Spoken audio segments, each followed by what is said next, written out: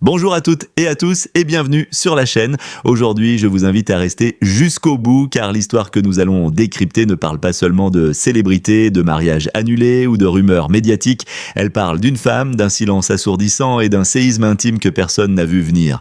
Pendant longtemps, Angélique a incarné une forme d'évidence médiatique, une présence maîtrisée, un sourire précis, une image presque irréelle que le public pensait connaître par cœur. Et pourtant, derrière cette façade parfaitement contrôlée, se jouait une histoire bien plus fragile, une histoire que personne n'avait anticipée, car un jour, sans communiqué, sans photo volée, sans scandale officiel, un mariage préparé dans le plus grand secret a été brutalement annulé. Pas de tapis rouge, pas de couverture people, pas de justification, juste un vide et une question qui depuis n'a cessé de hanter l'opinion publique. Qu'est-ce qui peut pousser une femme prête à s'engager, à tout arrêter à la dernière minute sans jamais s'expliquer ? Lorsque l'information a fini par filtrer, elle n'a pas explosé comme un scandale tapageur, elle s'est insinuée lentement, presque timidement, provoquant un choc sourd, intime, comme si chacun comprenait instinctivement que quelque chose de grave s'était produit, car cette annulation n'était pas un simple contretemps sentimental, c'était la conséquence d'un drame familial inattendu, brutal, impossible à contourner. À cet instant précis, Angélique a découvert ce que la célébrité ne protège jamais. La vie peut tout reprendre sans prévenir, même à ceux que l'on croit intouchables.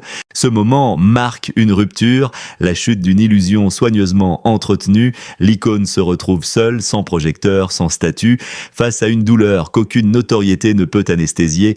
Pour comprendre la portée de cet effondrement, il faut remonter bien avant l'annonce de ce mariage avorté, revenir à cette jeune femme propulsée très tôt sous les feux de la rampe, dans un univers où chaque geste devient un message, chaque silence une provocation, chaque choix personnel un débat public. Angélique a grandi sous le regard constant des autres. Très vite, elle a appris une règle tacite du monde médiatique. Aimer peut devenir un risque, se taire une stratégie de survie. Les rumeurs ont proliféré, parfois cruelles, souvent infondées. On lui a prêté des liaisons, des ambitions cachées, des relations qu'elle n'a jamais confirmées. Les tabloïds ont construit autour d'elle un feuilleton permanent où le sensationnel l'emportait sur la vérité. Elle avançait, en silence. Mais derrière cette maîtrise apparente se cachait une solitude profonde, être admirée sans être comprise, désirée sans être réellement connue. Avec le temps, cette fracture entre l'image publique et la réalité intime s'est accentuée. Angélique n'était plus seulement une femme célèbre, elle était devenue un personnage et ce rôle, elle le jouait à la perfection au prix d'un épuisement intérieur que peu soupçonnaient. Les relations devenaient méfiantes, les intentions floues. Comment faire confiance quand chaque émotion risque d'être exposée, déformée, jugée ? Dans cet univers, l'amour cessait d'être un refuge pour devenir une source d'angoisse supplémentaire. Il y a pourtant une blessure plus ancienne, plus profonde, que ni les médias ni la pression de la gloire n'ont créée. Une blessure née d'un premier amour vécu avec une intensité totale, presque naïve. À l'époque, Angélique croyait encore que l'amour suffisait à tout surmonter. La rupture a été brutale, sans douceur, laissant derrière elle un choc émotionnel durable. Ce fut un avant et un après, une perte de repères, une question obsédante. Était-elle aimée pour ce qu'elle était ou pour ce qu'elle représentait ? De cette déchirure est née une promesse silencieuse, ne plus se laisser emporter, ne plus croire aux promesses trop belles, ne plus confondre intensité et sincérité. Peu à peu, le mariage est devenu une idée suspecte, presque menaçante. Les relations suivantes ont porté cette méfiance comme une ombre. Certaines n'ont jamais eu le temps d'exister, d'autres ont été broyées par l'intrusion permanente du regard public. Alors, lorsque ce mariage secret a été annulé, il ne s'agissait pas d'un caprice ni d'un scandale de plus à consommer, c'était le point de rupture d'un long combat intérieur, le moment où Angélique a compris que pour survivre, elle devait d'abord se protéger elle-même. Ce silence, si souvent interprété comme de la froideur, était en réalité un mécanisme de défense. Et pourtant, l'histoire ne s'arrête pas là. Car malgré les blessures, malgré les renoncements, Angélique n'a jamais cessé de croire, quelque part, à la possibilité d'un amour différent. Un amour loin des projecteurs, loin des récits imposés, dans l'ombre, à l'abri des rumeurs. Une rencontre allait bientôt ébranler toutes ces certitudes, car derrière chaque scandale supposé, il y a une vérité plus complexe. Et derrière chaque icône, une femme qui cherche simplement à exister sans masque. Voilà peut-être le véritable scandale. Non pas un mariage annulé, mais le prix intime que la célébrité fait payer à ceux qui la portent. Dans l'univers impitoyable des célébrités, il existe une illusion tenace, celle selon laquelle la réussite protège de tout, de la solitude, de la peur, des blessures intimes. Angélique en garnie Virginie Philopon en est l'exemple le plus troublant. Icône admirée, figure publique scrutée à la loupe, elle donnait au monde l'image d'une femme accomplie, parfaitement ancrée dans sa légende. Pourtant, derrière cette façade maîtrisée, une autre réalité se dessinait, celle d'une femme enfermée dans sa propre notoriété, car plus la lumière est forte, plus l'ombre est profonde, et pour Angélique, aimer était devenu un territoire miné. Chaque relation était soupçonnée, chaque regard interprété, chaque intention disséquée. L'amour n'était plus un élan naturel, mais une équation à résoudre. Comment faire confiance quand chaque geste peut être détourné, chaque histoire transformée en spectacle? Comment s'abandonner quand le moindre faux pas devient un titre? Alors, elle a appris à se blinder, à contrôler ses émotions comme elle contrôlait son image, à ériger une frontière invisible entre ce qu'elle montrait et ce qu'elle ressentait. Aux yeux du public, elle restait élégante, posée, inaltérable. À l'intérieur, elle se protégeait en permanence, convaincue qu'aimer signifiait forcément s'exposer à nouveau à la chute. Pourtant, malgré cette armure émotionnelle, le désir d'aimer ne s'est jamais éteint. Il s'est simplement tu, relégué au fond d'elle-même comme une faiblesse qu'il fallait dissimuler.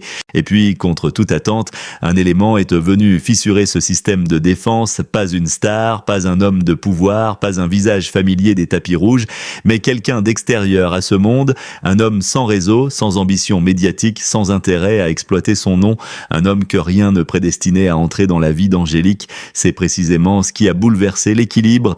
Leur rencontre n'avait rien de romanesque, aucun coup de foudre spectaculaire, aucun instant figé pour les magazines, juste un échange simple, presque insignifiant en apparence, mais dans cette simplicité, Angélique a ressenti quelque chose qu'elle n'avait plus connu depuis longtemps, le calme. Pour la première fois, elle n'était ni un symbole, ni une projection. Elle était une femme, regardée sans calcul, écoutée sans attente. Cet homme ne cherchait pas à comprendre son statut, ni à percer les codes du show business. Il ne voulait rien d'elle, sinon sa présence. Cette neutralité, presque déroutante, est devenue un refuge. Loin des flashs, loin des stratégies, une relation a commencé à se construire dans la discrétion la plus totale, des moments ordinaires, des conversations sans arrière-pensée, des silences qui n'avaient pas besoin d'être remplis, une intimité lente, patiente, à l'opposé de tout ce qu'Angélique avait connu auparavant. Mais cette histoire, aussi apaisante soit-elle, n'effaçait pas les peurs. Angélique restait méfiante. Trop de blessures, trop de trahisons pour s'abandonner sans retenue. Elle observait, testait, doutait. Peut-on aimer sincèrement quand on vit sous surveillance permanente? Peut-on préserver quelqu'un qu'on aime quand on sait que sa simple proximité peut l'exposer à une violence médiatique imprévisible? Ce qui les a rapprochés, paradoxalement, c'est cette lucidité partagée. Lui ne cherchait pas à la sauver, ni à la transformer. Il acceptait ses fragilités, ses silences, ses replis. Il comprenait que son monde était instable, parfois cruel, et il n'a jamais tenté d'y prendre place. Il est resté en retrait, constant, fidèle à ce qu'il était, une présence discrète mais solide. Progressivement, les défenses d'Angélique ont commencé à céder. Pas brutalement, lentement, presque à contre-cœur, elle a recommencé à envisager l'avenir, non pas comme une vitrine éclatante, mais comme un espace de paix. Pour la première fois depuis longtemps, le mot mariage n'était plus associé à une injonction sociale ou à une image à entretenir, mais à un choix intime, profondément personnel. Lorsqu'elle a commencé à évoquer cet engagement, elle l'a fait dans le silence le plus total, aucun communiqué, aucune mise en scène, tout devait rester à l'abri des regards, une cérémonie discrète, peu d'invités, une robe choisie pour elle, pas pour les objectifs. Ce mariage devait être un refuge, pas un événement. Et puis, brutalement, tout s'est arrêté. Un drame familial est venu bouleverser cet équilibre fragile. Face à cette épreuve, Angélique a pris une décision radicale. Tout annuler. Sans explication publique, sans justification, comme si elle avait compris que certaines douleurs ne se partagent pas et surtout ne se célèbrent pas. Ce silence, plus lourd que les précédents, a marqué un tournant. Ce renoncement n'était pas une fuite, mais un acte de lucidité. Angélique refusait désormais de jouer un rôle, de sourire pour rassurer, d'avancer au rythme imposé par l'extérieur. Pour la première fois, elle traçait une ligne nette entre sa vie et ce que le public attendait d'elle. Cette fermeté s'est manifestée jusque dans sa carrière. À cette période, une proposition majeure lui est faite, un rôle prestigieux taillé pour relancer sa visibilité et renforcer son statut, le genre d'opportunité que personne ne refuse et pourtant elle a dit non. Le scénario impliquait des scènes d'intimité qu'elle jugeait incompatibles avec l'équilibre qu'elle tentait de préserver. Ce refus a choqué, certains y ont vu une erreur stratégique, d'autres une décision suicidaire, mais pour Angélique, il s'agissait d'une cohérence essentielle, elle ne voulait plus séparer la femme qu'elle était de l'image qu'elle projetait, elle ne voulait plus sacrifier ses valeurs au nom de la reconnaissance, et c'est peut-être là que réside le véritable scandale, non pas dans ce qu'Angélique a fait, mais dans ce qu'elle a refusé de faire. Dans un monde qui exige toujours plus, elle a choisi de se retirer, de ralentir, de protéger ce qui restait de plus précieux, son intégrité.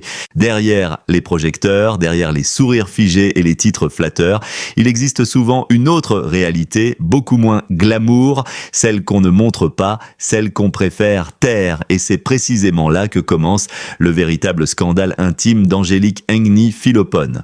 Dans l'univers impitoyable de la célébrité, tout se négocie. L'image, la visibilité, la disponibilité émotionnelle, chaque apparition compte, chaque silence inquiète. Se retirer, ralentir, dire non, c'est presque un acte de trahison. Pour Angélique, cette prise de distance a longtemps été perçue comme une faute stratégique, un risque insensé pour une femme que l'on attendait partout, toujours impeccable, toujours présente. Mais ce que beaucoup ont interprété comme un effacement était en réalité une reconquête, celle de sa propre vie.